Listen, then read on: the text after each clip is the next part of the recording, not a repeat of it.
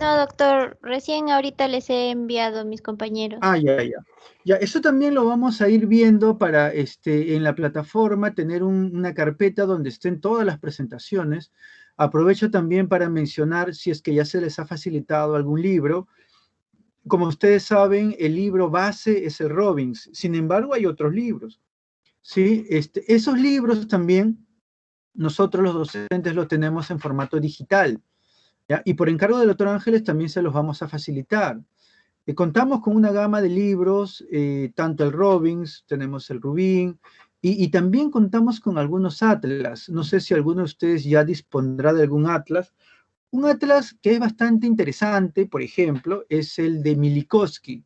No sé si alguno lo tendrá o tendrá acceso a él. También vamos a ver la forma de poder compartirlo con ustedes, todo de manera gratuita, por si acaso. No estamos haciendo la propaganda ni vendiendo nada. Todo va a estar de manera gratuita. ¿De acuerdo? Entonces vamos a compartir algunos atlas y algunos libros. ¿Con qué finalidad? La finalidad es que ustedes, que el alumno tenga acceso al material.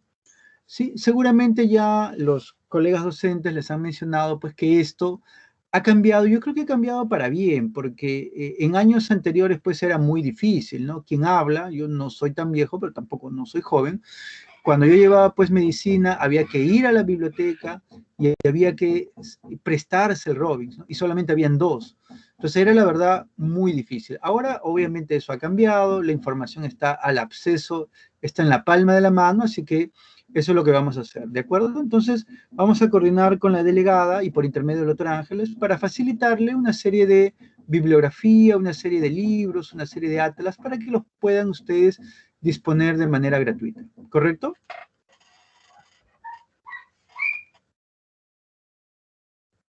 Ya está. Entonces, miren, les mencionaba que el día de hoy vamos a ver patologías, vamos a ver alteraciones del sistema vascular, cardiovascular. Entonces, un primer punto que había que tener en cuenta era recordar las estructuras en sus características normales, como ustedes pueden ver acá. ¿Pueden ver el puntero? Sí, doctor. Ya, correcto. Miren, entonces, aquí ustedes van a ver dos estructuras, ambas de tipo vascular. Aquí en el lado derecho, donde está el puntero, vamos a ver una arteria y en el lado izquierdo vamos a ver una vena. Ojo, en este caso estamos viendo vasos sanguíneos de mediano calibre. Recuerden que los vasos sanguíneos, desde el punto de vista anatómico, se van a clasificar en vasos de gran calibre, vasos de mediano calibre y vasos de pequeño calibre. ¿Cuál va a ser la diferencia? La composición de la pared. Y aquí es muy importante que recordemos cuál es la composición de la pared de un vaso sanguíneo. Normalmente un vaso sanguíneo tiene tres componentes que de adentro hacia afuera son la túnica íntima, la túnica media y la adventicia. ¿De acuerdo? Eso es histología normal. Ustedes dirán, pero oiga, la clase es de patología especial. Sí, pero es que es importante que ustedes recuerden estas características. Ahora, ¿qué otra cosa más hay que tener en cuenta? Hay que tener en cuenta respecto a la túnica íntima, qué cosa es, qué lo forma, qué lo conforma. La túnica íntima es la capa más interna de la pared del vaso. Es aquella que delimita, que colinda, que es adyacente a la luz del vaso sanguíneo. La túnica íntima, que está formado, entre otras cosas, por el endotelio. Recuerden que el endotelio es un epitelio simple y plano. ¿De acuerdo? Entonces, aquí la túnica íntima está formada por el endotelio, que es epitelio simple y plano, tanto en la arteria como en la vena. Sin embargo, tiene que haber alguna diferencia. Por ejemplo, aquí lo que se observa es la diferencia entre una arteria y una vena es el grosor o el diámetro de la pared, que está formada por la túnica media. La túnica media está formada sobre todo por músculo liso. Entonces, el gran componente, la mayor proporción de la pared del vaso sanguíneo está formada por la túnica media, que está formada por músculo liso. Aquí podemos observar que la diferencia entre esta arteria y esta vena es que la túnica media de la arteria es mayor, tiene un mayor diámetro. Luego, ambos tienen adventicia. ¿Correcto? Entonces, eso es en esta imagen. Continuemos. Por ejemplo, aquí hay otra imagen. Aquí estamos viéndolo en panorámico, en un aumento de 4X. Y también vamos a ver dos vasos sanguíneos. El que está a la izquierda aquí es muy diferente o es algo diferente de este que está a la derecha. Y veamos cuáles son esas diferencias. Por ejemplo, este que está aquí a la izquierda tiene una luz, miren, tiene una luz que es bastante definida. Es casi una línea, yo puedo trazar una línea aquí. Mientras que la luz de este vaso es un tanto tortuoso. ¿Ven? Es un tanto tortuoso. ¿Eso por qué ocurre? Eso ocurre porque, por ejemplo, aquí la pared de este vaso sanguíneo es más rígido y por lo tanto es menos deformable. Mientras que en este vaso que está aquí en el lado derecho, la pared es más flexible y es más deformable. Esa, por ejemplo, es una característica que permite a mí distinguir entre una arteria que está en el lado izquierdo y una vena que está en el lado derecho. Entonces, igual aquí, esta es una arteria y esta es una vena. ¿Qué lo diferencia? El grosor de la pared. Y otro dato más que aquí se ve más o menos bien es la capa que tiene de fibras elásticas. Las arterias tienen en su pared fibras elásticas, cosa que la vena no tiene. ¿De acuerdo? Esa fibra elástica es lo que le permite contraerse a esta arteria. ¿Sí? Y por eso es que las únicas que laten son las arterias, las venas no laten. ¿De acuerdo? Ya está. Teniendo en cuenta esos criterios anátomo-histológicos, vayamos a ver ahora las patologías. Miren, así como los vasos sanguíneos, cualquier órgano y cualquier aparato o sistema va a tener una gran cantidad de enfermedades o de patologías, que quizás cuando el alumno de medicina empiece a estudiar, es un poco confuso, es un poco enredado, porque son tantas que a veces el alumno se abruma y dice, es muy difícil de poder aprenderlo. Entonces, una de las formas que se emplea es agrupar las enfermedades por categorías. Y ojo, y este truco es válido para cualquier otro órgano o cualquier otro aparato o sistema. Por ejemplo, hablemos del aparato respiratorio. En el aparato respiratorio voy a tener yo enfermedades que son una categoría, un grupo son las enfermedades congénitas y o hereditarias. Otro grupo van a ser las enfermedades de tipo inflamatorias. Otro grupo van a ser las enfermedades neoplásicas. Y así puedo tener varios grupos. ¿De acuerdo? ¿Correcto? Entonces, eso mismo va a ocurrir con los vasos sanguíneos. Con los vasos sanguíneos yo voy a tener patologías que van a ser, algunas van a ser congénitas, algunas van a ser de tipo infecciosa, otros van a ser de tipo degenerativa y también voy a tener patología de tipo neoplásica. ¿De acuerdo? Entonces, hoy día vamos a ver estas tres patologías. Vamos a ver ejemplos de ateromatosis, que es una patología que es dual, porque digamos que se podría agrupar en dos grupos, las de tipo obstructivas y degenerativas, por un lado, luego vamos a ver endocarditis bacteriana, que también es una patología que puede estar dentro de dos categorías, las de tipo inflamatorias y las de tipo bacteriana, y finalmente vamos a ver la miocarditis, que es una patología de tipo inflamatorio. ¿De acuerdo? ¿Hasta ahí vamos bien, jóvenes? ¿Se entiende? ¿Alguna pregunta? Sí, va bien, gracias. Muy bien. Cualquier pregunta, cualquier duda la pueden hacer llegar, ¿ah? No queremos que esto sea un monólogo, queremos más bien que esto sea algo interactivo. A ver, entonces, la primera lámina, el primer caso que vamos a ver, corresponde con ateroma. El órgano es arteria, ¿ya? Y vamos a ver lo siguiente. Esta es una imagen macroscópica, es una imagen morfológica. Esto que está en la parte inferior es la pared del vaso sanguíneo. Así debería ser la pared. Vamos a tratar de, dibujar. A ver, permítanme un instante. Ya está. Miren, voy a tratar de dibujar.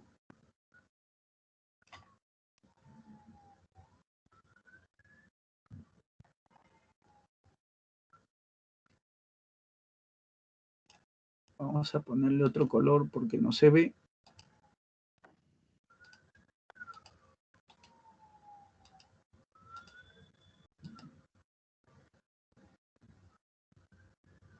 Vamos a ponerlo en rojo, creo que está bien. Ya, miren. Ese digamos que es la parte externa de la pared del vaso. Ahora, la parte interna, vamos a dibujar la parte interna.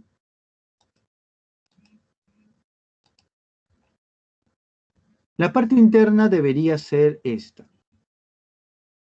Vamos a dibujarlo.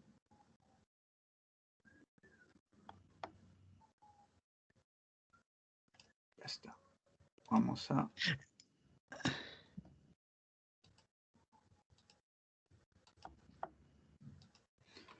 Digamos que hemos delimitado lo que normalmente debería ser la pared del vaso sanguíneo.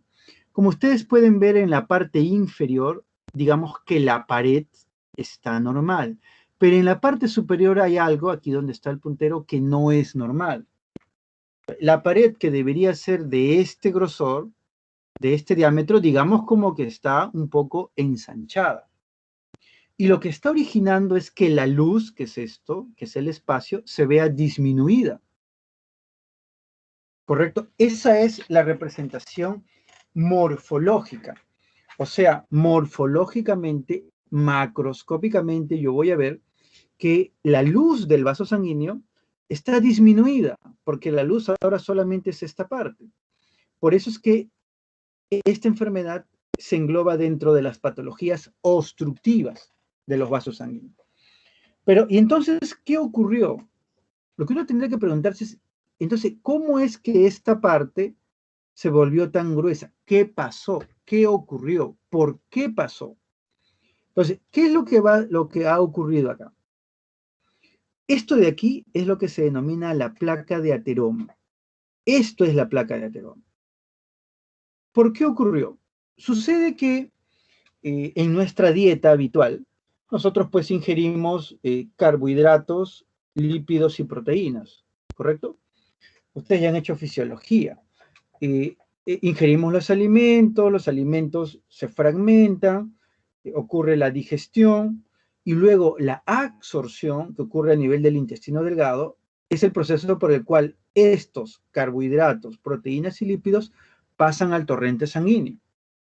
Entonces, cuando una persona tiene un exceso en su dieta de lípidos, triglicéridos y ácidos grasos, ese exceso va a pasar ¿dónde? Va a pasar a la sangre. ¿De acuerdo? Ustedes dirán, bueno, ¿y cuál es el problema? Que la sangre tenga una gran cantidad de lípidos. Un problema, por ejemplo, sería que la sangre se torne más viscosa. La sangre tiene una densidad, ¿sí? Entonces, si el cuerpo permitiera que una persona acumulara ese exceso de grasa, de lípido, de ácidos grasos en la sangre, la consecuencia sería que la sangre sería más viscosa. Y eso traería una serie de problemas, porque la sangre se volvería más lenta, porque es más viscosa. Ustedes dirán, bueno, ¿y cuál es el problema que sea más lento? Que al hacerse más lento tiene mayor predisposición a coagularse, a formar coágulos, a formar trombos. ¿Correcto? Entonces, el cuerpo está preparado, está diseñado para que eso no ocurra. ¿Cómo el cuerpo se defiende ante eso? Entonces, lo que hace el cuerpo es activa a unos macrófagos, ¿ya? Que están normalmente en la pared del vaso sanguíneo, se activa. ¿Para qué? Para que el macrófago fagocite, se coma ese exceso de colesterol, ese exceso de triglicéridos. Eso lo vamos a ver en la siguiente imagen. Por ejemplo, aquí. Aquí, donde está el puntero, esto de aquí es la luz. Es decir, por aquí pasa la sangre. ¿De acuerdo? Esto de aquí es el endotelio. Se ve muy bien, células epitelio simple plano. Este es el endotelio. Esta es la túnica media aquí. Está formado por fibras musculares lisas. Todo esto es la túnica íntima, miren, junto con la túnica media. Entonces, ¿qué va a ocurrir? Que les decía que todo ese exceso de colesterol, de triglicéridos que está aquí, que está en el torrente sanguíneo, no debe estar ahí, pues entonces el cuerpo agarra y activa a esta célula, esta que está aquí, aquí, ahí y ahí. Todas esas células son macrófagos. ¿De acuerdo? Recuerden que la función del macrófago es fagocitar. Esa es su función. Es algo así como el basurero de nuestro cuerpo, fagocita. Ahora, ustedes dirán, bueno, y entonces, si tengo el macrófago que va a fagocitar, bueno, entonces sigo comiendo mis grasas, mis ácidos grasos, mis triglicéridos ilimitadamente, porque para eso está el macrófago y el macrófago me va a ayudar. Es verdad, pero en parte, porque ¿cuál es el problema? El problema es que nosotros, el ser humano, no tiene la capacidad de destruir este exceso de colesterol, este exceso de ácidos grasos. No tenemos esa capacidad. Lo único que hacemos es lo depositamos. Esto es algo así como cuando uno tiene la basura en la casa y el que no la quiere botar la va acumulando, va metiendo la basura debajo de la alfombra o detrás de los muebles, pero no es que la va a desaparecer.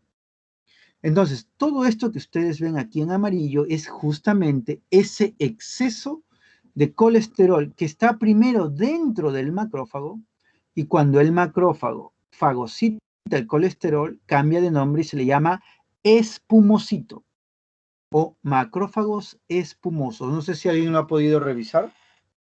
¿Alguien ha podido leer al respecto eso? Macrófagos espumosos o espumositos. Sí, doctor, está en el Robbins. Correcto, es más, esta imagen está extraída del Robbins. Ahora, todo eso que yo le estoy contando, obviamente es una forma bastante simpática de plantear esto. Esto es más complejo. Para cuando ustedes lean el Robbins, van a ver que hay un sistema de activación, un sistema de ejecución, en fin, es más complejo. Lo estamos tratando de abreviar. Entonces, este macrófago que está aquí, se va a comer el colesterol, se va a volver rechoncho, se va a poner gordito, se le va a llamar espumosito, pero sucede que luego es tanto la cantidad de colesterol que el colesterol va a romper el macrófago y se va a depositar de manera libre, aquí, donde está el puntero, de manera libre. Y se va a ver amarillo. ¿Por qué? Porque el colesterol y la grasa macroscópicamente, como ustedes pueden ver acá, tiene un color amarillento. ¿Sí? Sucede que el colesterol, el triglicérido, el ácido graso, cuando se organiza, adquiere esta forma, ¿sí? Que en algunos libros le llaman vidrio roto, en algunos libros le dicen que tiene forma de tachuela. Bueno, quizás algo de eso, ¿no? Miren, esta forma, vamos a ser geométricos, medio romboidal, ¿sí? Esa forma romboidal no es otra cosa que el colesterol que se organiza. Y todo eso en su conjunto, a todo esto se le llama ateroma. ¿De acuerdo? Entonces, e insisto, alguien dirá, bueno, ¿cuál es el problema? El problema es que, miren, dense cuenta que como esto se acumula y empieza a protruir, a empujar el endotelio y da como consecuencia que la luz disminuya. Y ojo, la aterosclerosis, el ateroma es irreversible. Ahora, hay que hacer un hincapié. Esto que está aquí, que lo hemos abreviado, que lo hemos puesto de manera didáctica, eso no ocurre pues de la noche a la mañana. O sea, no es que hoy día mi endotelio está bien y mañana ya tiene todo esto. No, eso pasa mucho tiempo, muchos años, incluso a veces algunas décadas. Miren, para yo llegar a tener esto, eso no es de un día anterior. Este es un paciente que probablemente tenga una dieta pues un tanto desordenada, abundante pues en lípidos, en triglicéridos, ¿no? La comida chatarra, la mayonesa, las cremas, en fin. Entonces, aquí vamos a formar el ateroma. Correcto. Entonces, esto de aquí es la placa de ateroma. ¿Dónde se forma? ¿Dónde se deposita? La literatura dice entre la túnica íntima y la túnica media. Ahí se deposita, ahí se genera. Y por eso es que se considera que es una patología obstructiva, por un lado, y degenerativa, por otro lado, porque la pared se altera, se degenera. Vamos a ver ahora en imágenes. Miren aquí. Ahí donde está el puntero es la parte normal de la pared del vaso. ¿Sí? Miren el diámetro de la pared del vaso. Eso es lo normal. Así debería ser lo normal. Sin embargo, aquí vemos primero que la pared está muy amplia, cuando debería ser así, y la luz está muy disminuida. ¿De acuerdo? Entonces, ¿qué ha pasado aquí? Bueno, aquí lo que ha ocurrido es que este pacientito probablemente haya tenido una dieta un tanto desordenada, y bueno, y ese exceso de grasa, de colesterol, que no podía quedarse en la sangre, porque si se quedaba en la sangre nos podía complicar, entonces se iba depositando, depositando, depositando, depositando. ¿Sí? Y esto es la representación de una ateromatosis en una arteria. Ahora, ¿no les llama la atención que aquí donde está el puntero se ve blanco? ¿Por qué se ve blanco? Cristales de colesterol acumulados. Ya, pero ¿y por qué en la macroscopía se ve amarillo y por qué en la microscopía se ve blanco? Porque se ve como va. Miren, veamos otra imagen. Por ejemplo aquí, o por ejemplo aquí. Aquí, miren, ahí donde está el puntero. ¿Por qué se ve medio palidón, medio blanquecino? ¿Por qué no se ve amarillo? ¿Alguna idea? Por el Por componente el lipídico. Muy, ya, el componente lipídico. Y entonces yo preguntaría, ¿y por qué el componente lipídico se ve blanco? Por el tipo de coloración, puede ser. Correcto. ¿Qué coloración estamos viendo? HIE. Hematoxilina. Hematoxilina y eosina. ¿Y qué pasa en la hematoxilina y eosina con la grasa?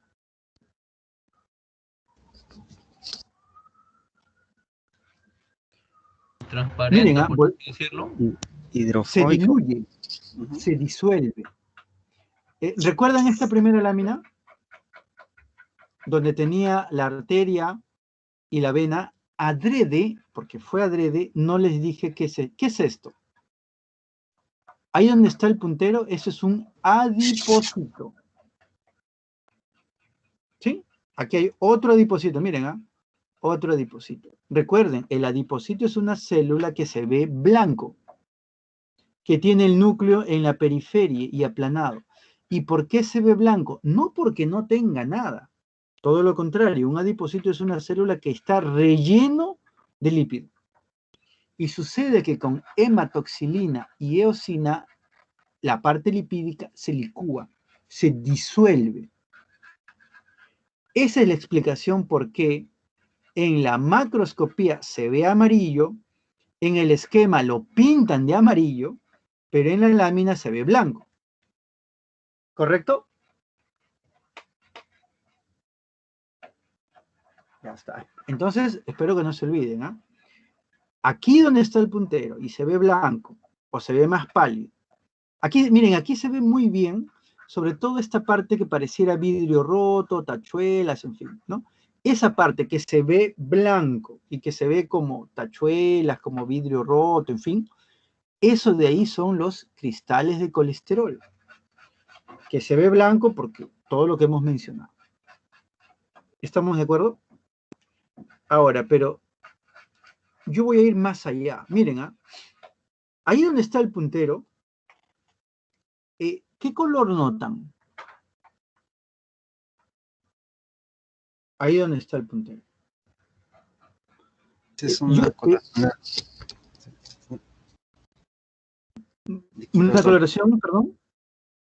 Eso es una clasificación. Ya, pero ya, bueno, su compañero se adelantó, pero la pregunta era, ¿qué color lo ven? Medio basófilo. Más oscuro, ¿no es cierto? Si queremos ser técnicos, yo diría que tiene más hematoxilina o más basófilo, ¿correcto?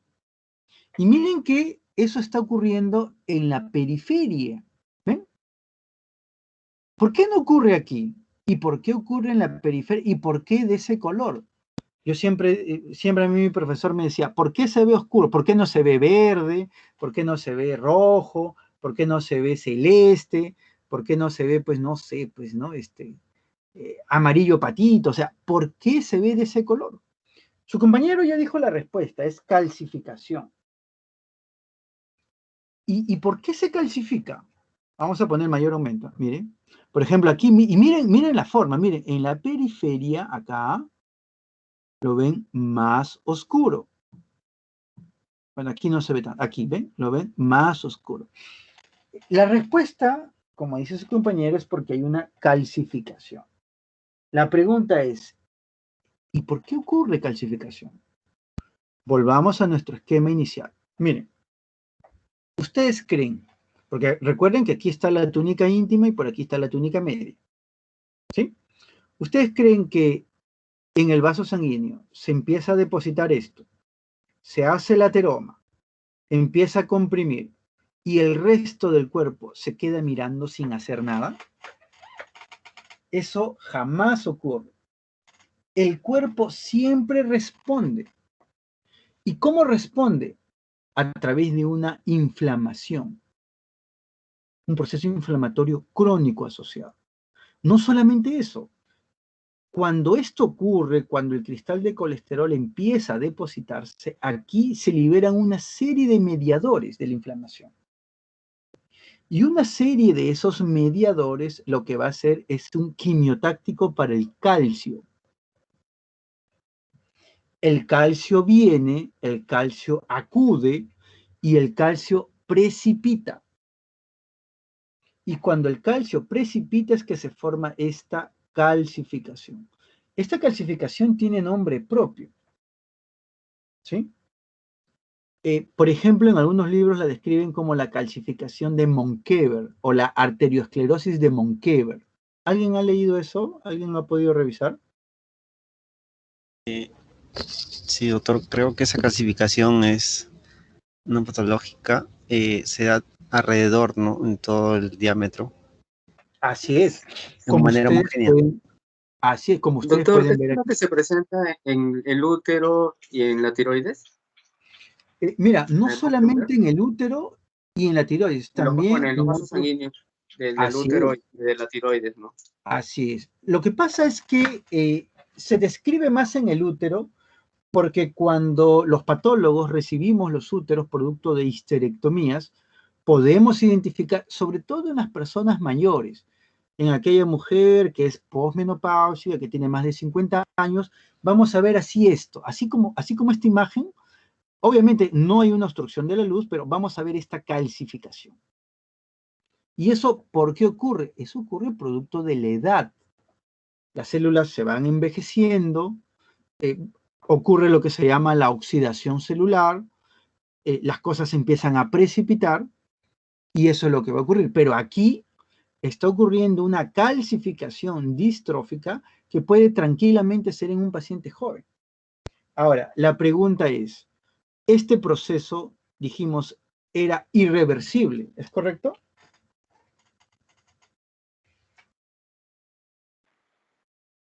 ¿Correcto? ¿Alguien ha leído algo al respecto? Si es que es irreversible. Miren, la respuesta es sí. O sea, esto que se forma, por ejemplo, aquí, esto no hay cómo, o sea, hay gente que eso, después, eso de que escuchan que toma el agua de quión, el agua de limón, y que eso se va, como dicen, va a diluir la grasa, nada. Mi profesor decía, si te tomas un vaso con ACE, no se disuelve. Pero lo que sí podemos hacer, o lo que sí hay, es que esto de aquí se puede favorecer en algunas circunstancias. O sea, no crean que el cuerpo se queda mirando y deja que esto crezca. Hay algo que puede frenar esto, frenar, no revertir. Por ejemplo, el ejercicio, la comida saludable, el hacer deporte.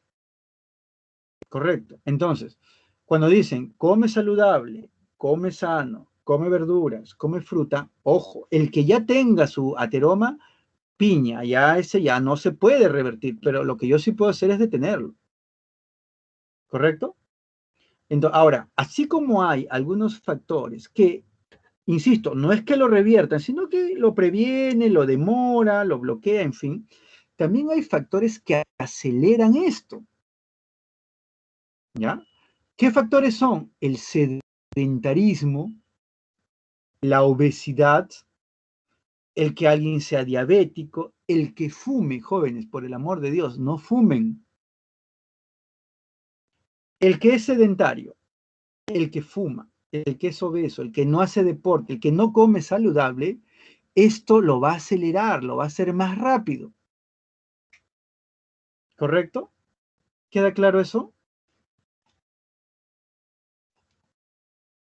Miren, por ejemplo, aquí tengo otro vaso donde la luz, aquí pues yo diría que es el 30% nada más y todo esto se ha obstruido. Aquí veo la gran placa de ateroma, por eso se ve pálido. Y aquí tengo otro, miren, qué bonito, bonito para nosotros, ¿no? Pobre paciente. Miren, esto de aquí es el diámetro normal del vaso. Ahí donde está el puntero. Así debe ser el vaso normal.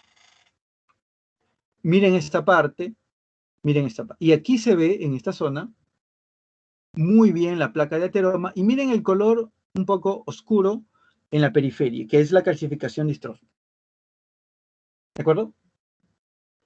¿Alguna pregunta hasta ahí, jóvenes?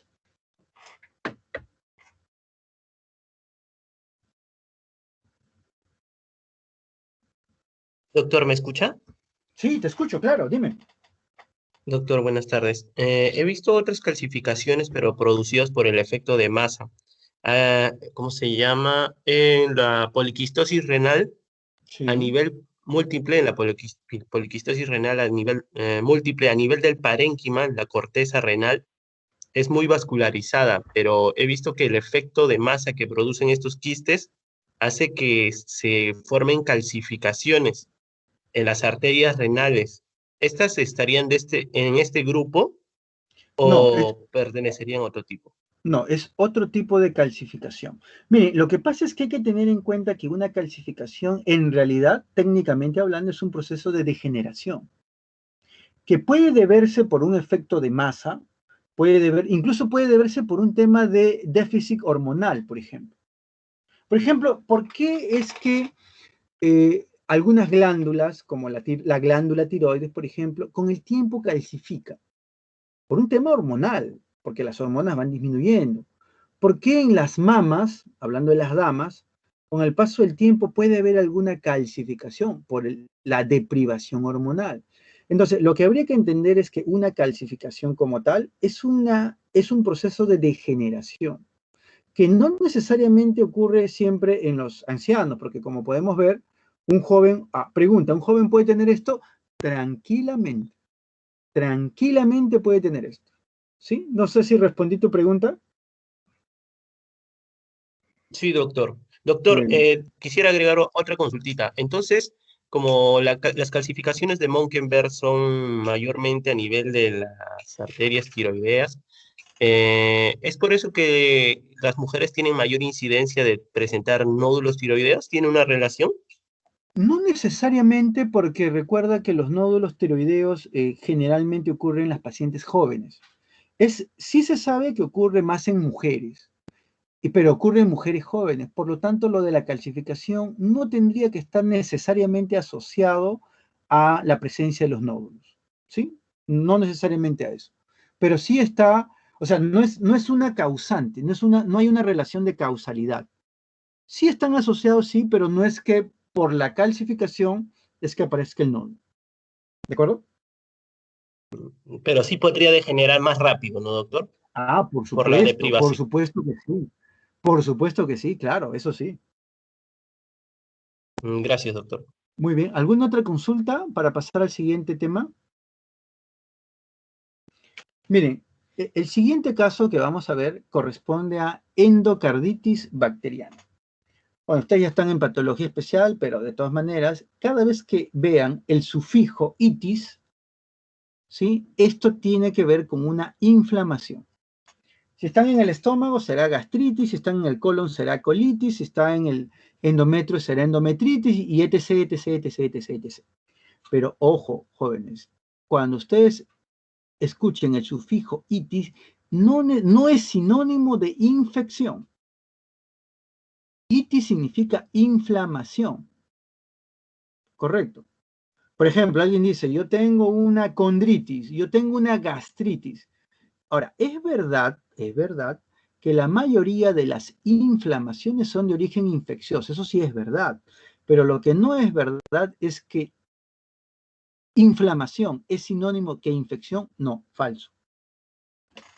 ¿De acuerdo?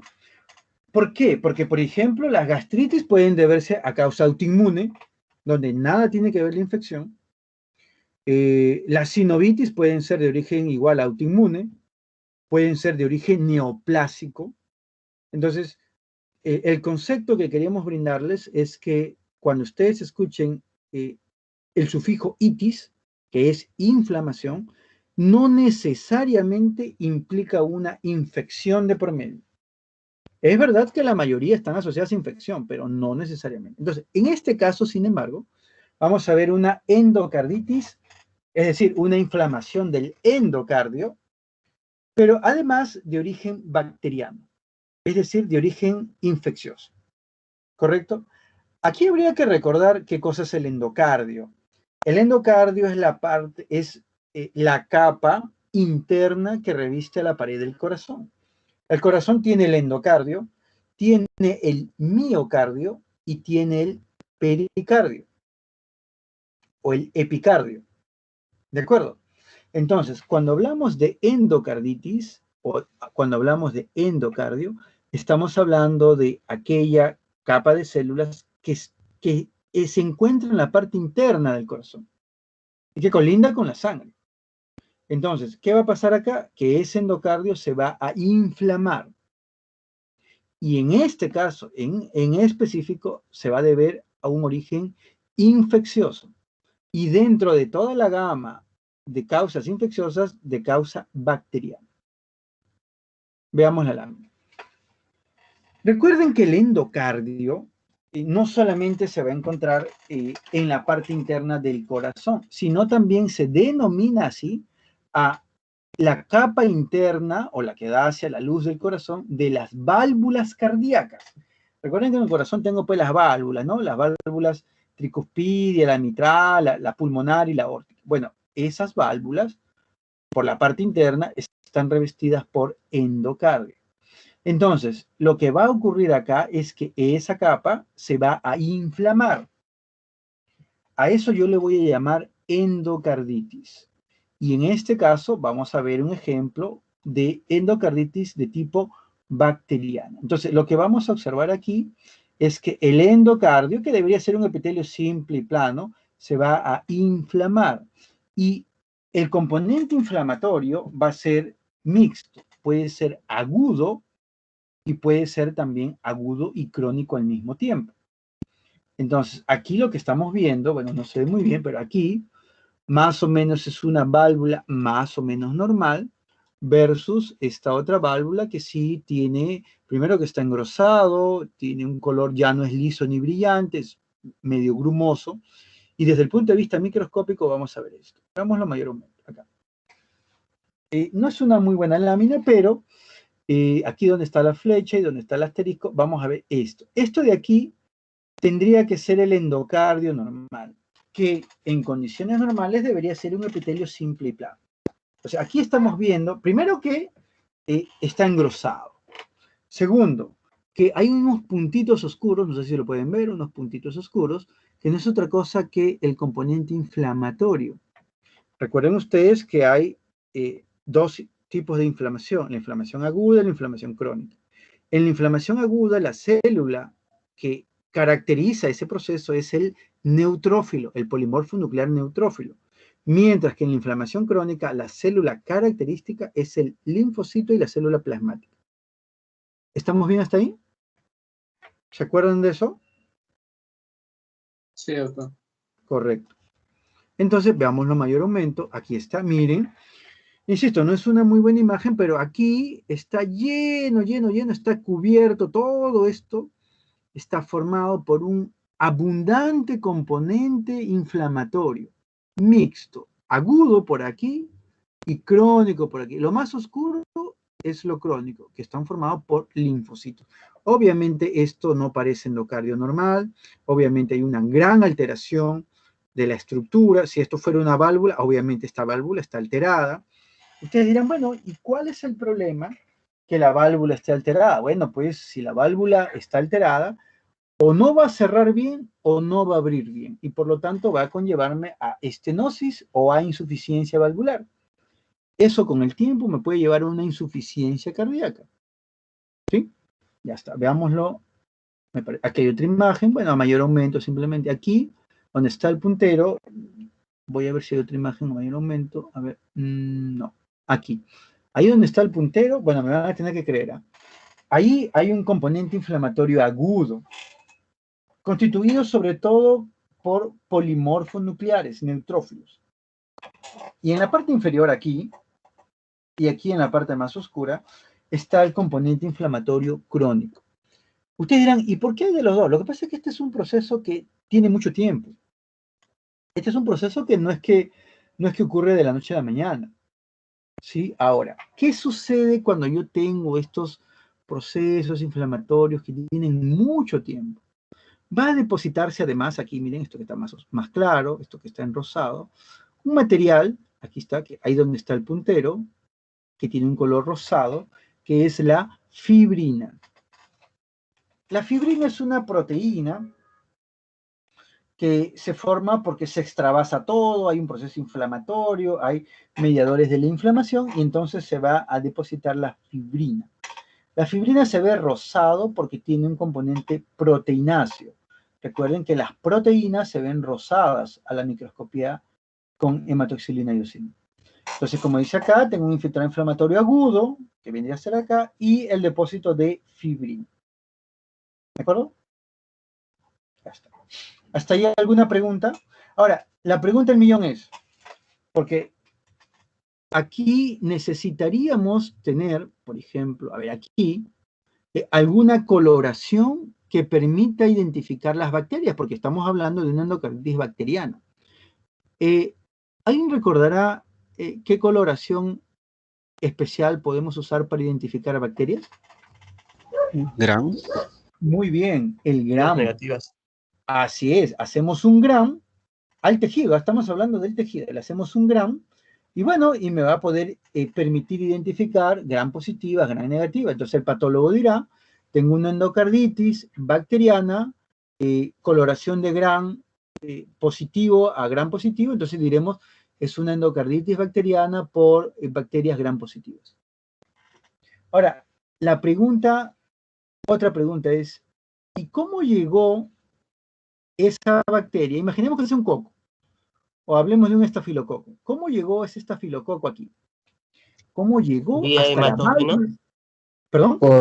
Puede ser vía hematógena por cateterismo venoso central. Exacto, exacto. Ahora, ojo, perdón, perdón, no solamente por cateterismo venoso central, sino que imagínense que querramos aplicar un endovenoso a un paciente y no hagamos la asepsia, la desinfección adecuada, podemos arrastrar la flora, los estafilococos, los estreptococos. Recuerden que en nuestra piel viven un montón de estas bacterias. Entonces, obviamente, como dice su compañero, cuando hacemos un cateterismo venoso central, que es traducido o resumido, un catéter que va desde una gran arteria o vena como la subclavia hasta el corazón, entonces es como que si le tendamos un puente pues a las bacterias y la bacteria llega directamente hacia la válvula cardíaca. ¿De acuerdo? Entonces esa es la causa. Entonces, cuando ustedes tengan un paciente con cateterismo venoso central o por ejemplo, que tiene diálisis, que es cateterizado frecuentemente y no se hace una adecuada asepsia, una adecuada limpieza, podemos introducir flora bacteriana. Por eso es que hay que tener mucho cuidado con esto. ¿De acuerdo?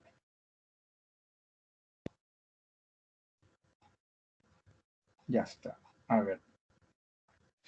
¿Hasta ahí alguna pregunta, jóvenes? Doctor, en el caso de la tuberculosis cutánea, también podría haber una comunicación por vía linfática, yugular, venosa, linfática. A ver, si te quiero entender, que alguien que tenga una tuberculosis cutánea pueda llegar la TB hasta el endocardio, ¿a eso te refieres? Sí, podría ocurrir. Sí y no. Tú dirás, ¿cómo que sí y no? La parte del sí es bueno porque cualquier bacteria, cualquier microorganismo puede entrar al torrente sanguíneo y llegar hasta el corazón tranquilamente. ¿Ah? Así esté en la punta de tu pelo, en la punta de tu piel. O sea, cualquier bacteria. Técnicamente hablando, sí es posible. Ahora, ¿y por qué no? Porque sucede que cuando la TB se hace cutánea, se hace a través o se caracteriza porque forma granulomas sobre todo a nivel del tejido celular, a nivel de la dermis profunda. Entonces, que la TB, en una TB cutánea, se libere de ese cúmulo que hay a nivel de la dermis y que se meta al vaso sanguíneo es un poco difícil. No sé si me dejo entender. Sí, doctor, ¿Sí? entiendo. Ya.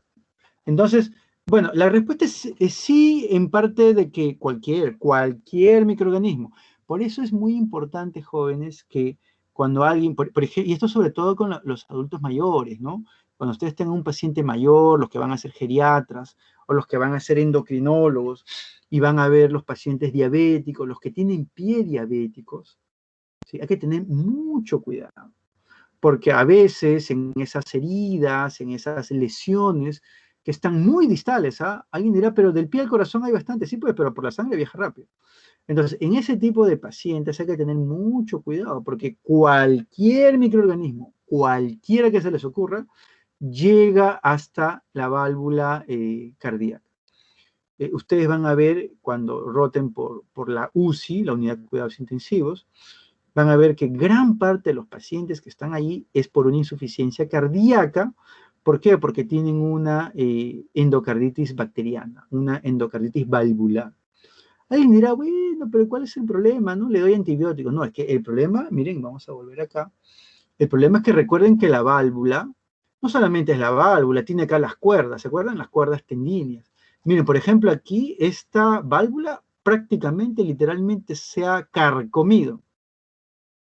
El problema de que cuando llega esto es que esa válvula, esa cuerda tendínea se puede romper.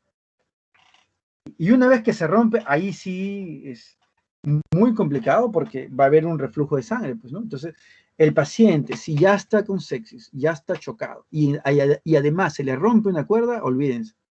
Muy mal pronóstico y por eso los pacientes pueden complicarse, finalmente pueden morir. ¿Sí? ¿Estamos bien? Ya está. Finalmente, vamos a ver ahora una miocarditis reumática. No sé si ya habrán hecho reumato, pero cuando lleven reumatología van a ver que la gran mayoría de patologías de esa especialidad, casi todas, no todas, pero casi todas, son de origen autoinmune. ¿Qué significa que sea autoinmune? Que no se sabe exactamente cuál es la causa. Que lo que hay es una pérdida de la tolerancia, o sea, por algún motivo el cuerpo considera que la membrana sinovial o la articulación es ajeno, entonces el sistema inmune lo ataca y lo inflama, ya está. Eso es lo que pasa, por ejemplo, en la artritis reumatoide. Entonces, lo que va a pasar aquí es que el corazón se va a inflamar. Miren, ¿ah? Igualito que en la anterior, pero en la anterior era el endocardio. Aquí lo que va a hacer es el miocardio, es el músculo. El corazón se va a inflamar, pero en este caso no va a tener un origen infeccioso. O sea, se va a inflamar, pero no porque haya una bacteria o un virus, un parásito, que lo puede haber también, ¿ah? Ojo, ¿ah? ¿Puede haber casos de miocarditis infecciosa? Por supuesto, pero en este caso, que estamos viendo la miocarditis reumática, lo que vamos a encontrar es que el miocardio se va a inflamar. ¿Por qué causa? Por una causa autoinmune, es decir, no sabemos por qué. Es autoinmune. ¿Y qué vamos a encontrar? Un proceso inflamatorio crónico. Normalmente en las enfermedades autoinmunes, los procesos inflamatorios son crónicos. ¿Cómo lo vamos a ver? Por ejemplo, aquí, miren, el corazón normal es ahí donde está el puntero, ahí, ahí o ahí. Es decir, tiene un color rojo vinoso. Algunos dicen que parece como el vino tinto, otros dicen que es un rojo intenso. En fin, eso es lo normal. ¿Dónde está lo normal entonces? Aquí, aquí y quizás aquí. ¿Notan que hay un color un poco más claro? Ahí donde está el puntero. Esa zona donde el corazón se ve más claro, eso no es normal. ¿Sí? Esa es la lesión. Desde el punto de vista macroscópico, desde el punto de vista morfológico. ¿Qué hay desde el punto de vista histológico? Siempre, miren, ahí donde está el puntero, ese es un músculo cardíaco normal. ¿Por qué se pone eso? Para que comparen. El músculo cardíaco normal, miren, son fibras musculares que tienen un color rosado, que tiene el núcleo, ese circulito, ese óvalo oscuro es el núcleo. Esto es lo normal. Miren esto. Ahí donde está el puntero, y ahí esa es fibra muscular cardíaca de lo que queda de lo normal. Pero aquí, miren, ya no hay fibra muscular cardíaca. ¿Qué cosa hay? Ahí hay abundante infiltrado inflamatorio crónico. ¿Sí? Y es un infiltrado inflamatorio crónico rico en linfocitos. ¿Y por qué apareció? Ah, porque se inflamó. ¿Y por qué se inflamó? Porque es de causa autoinmune. O sea, en algún momento el sistema inmune cree, se confunde, es engañado y cree que alguna parte del corazón es extraño. Y recuerden que cuando algo es extraño, el cuerpo va y lo ataca y lo destruye. Entonces, y miren que puede ser tan intenso como esto. Miren acá.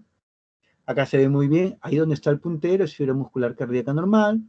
Fibra muscular cardíaca normal. Y todo esto de aquí abajo es infiltrado inflamatorio crónico, rico en linfocitos. Ahí músculo normal ya no hay. Alguien dirá, bueno, ¿y cuál es el problema? Ah, es que el problema es, recuerden, esto es corazón. ¿Qué cosa es el corazón? Se contrae y bombea la sangre. ¿Ustedes creen que esta parte se va a contraer? No, pues si ya ni siquiera hay músculo. Entonces, como el corazón no se contrae, entonces quiere decir que no cumple con su función, que es justamente la de contraerse y bombear la sangre. Entonces, cuando un órgano no cumple con su función, se dice que es insuficiente. Entonces, estamos hablando de una insuficiencia cardíaca. ¿Ven? Miren a mayor aumento. Ahí está, ¿ven? Miren, la fibra muscular cardíaca normal, aquí ya no hay fibra muscular y esos puntitos oscuros son los linfocitos. ¿De acuerdo? Entonces estamos viendo una fibra muscular cardíaca con infiltrado inflamatorio crónico, que puede ser así, leve nomás, o un tanto moderado, o severo como acá. ¿Correcto? A eso se le llama miocarditis. ¿De acuerdo? Creo que esa es la última. Sí. ¿Alguna pregunta?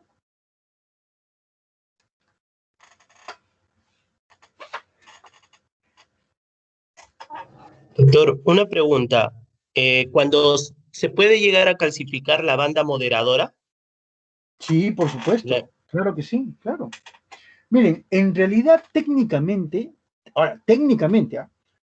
cualquier parte de nuestro cuerpo es susceptible de calcificarse, técnicamente. Ahora, hay algunas partes donde es casi imposible, pero por algunas consideraciones. ¿Sí? No sé si eso responde tu pregunta. sí, Por sí, ejemplo, doctor, porque, sí, dígame. te escucho. Ah, ya. Lo digo porque hay un libro que estoy revisando que menciona que la calcificación de la banda moderadora en el corazón fetal es un signo de malformación fetal, probablemente síndrome de Down, trisomía. Entonces, ¿tendría alguna relación las bacterias fetales, No, no, alteraciones no, no. cardíacas? No, en ese caso, esa calcificación es de tipo degenerativa. Como ustedes seguramente ya algo han leído del síndrome de Down. El síndrome de Down es una alteración, pues, donde hay una trisomía 21, y ese simple hecho hace que se alteren muchas cosas. Por ejemplo, en el síndrome de Down lo que hay es problemas a nivel del corazón, que pueden ser desde leves hasta serios. Puede haber transposición de grandes vasos, puede haber estenosis de la pulmonar, en fin, o sea, lo que se ha visto es que esa alteración en la trisomía 21 puede conllevar alguna malformación, tanto morfológica como fisiológica en el corazón. Y lo que se entiende es que esa alteración, porque no es normal, conlleva luego a una calcificación.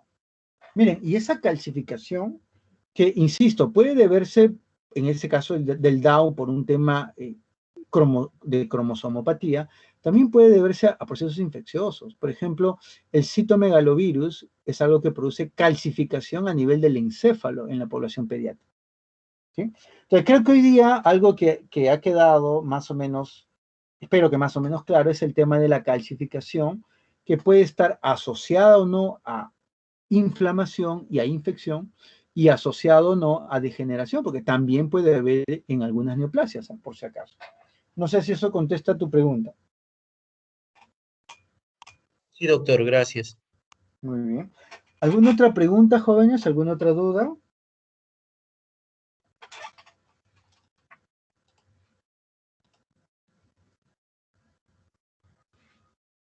A ver, la delegada aquí es su compañera Adriani, es la delegada, ¿es correcto? Sí, doctor. Sí, Muy bien, Adrián. Mira, a ver, ya que hemos terminado la primera práctica, ¿algún comentario o algo? Así, por lo menos yo desarrollo las prácticas de esta forma, no sé si para bien o para mal, no sé si hay alguna duda, alguna observación que haya, algo que quisieran que se mejore, que se cambie, estamos dispuestos a escucharlos. para mí ha estado muy bonita su clase, doctor. Muy dinámica. Muchas Correcto. gracias. Ya, es lo que se quiere. Lo que se quiere es que, primero que esto debería ser más dinámica todavía, que ustedes participen más. Obviamente por el hecho de estar por vía remota, no se puede hasta cierta medida, pero la idea es esa. La idea es que ustedes vayan teniendo algunos conceptos básicos que consideramos que un médico debe tener. No, porque no es tan simple como ir y hablar de un tema muy concreto que a veces puede sonar un poco árido, ¿no? Entonces, para su buena o mala suerte, así vamos a desarrollar las prácticas que me correspondan conmigo, y con toda confianza, si es que hubiera algún comentario muy rápido, vamos muy lento, a lo mejor dicen, no, pues muy lento, ¿no? O vamos muy rápido, hacen el comentario y lo modulamos. ¿De acuerdo? De acuerdo, doctor. Muy bien. Entonces, eso es lo que habría que ver hoy día, ¿no es cierto? Este material entiendo que ya lo has transmitido a todos tus demás compañeros, ¿es correcto? Sí, sí, ya lo tienen. Ya, ¿y las prácticas anteriores también ya lo tienen o todavía no? Sí, también ya lo tienen. Ya, correcto. Entonces, mira, la idea es esa, la idea es